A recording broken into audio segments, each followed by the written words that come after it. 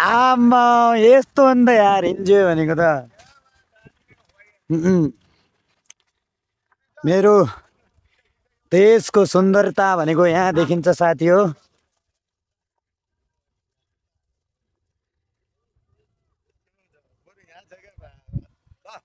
Hello hi गरौँ त ल हाई गरौँ त।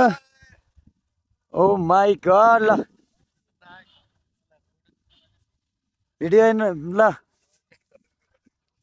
Hello hello oh my God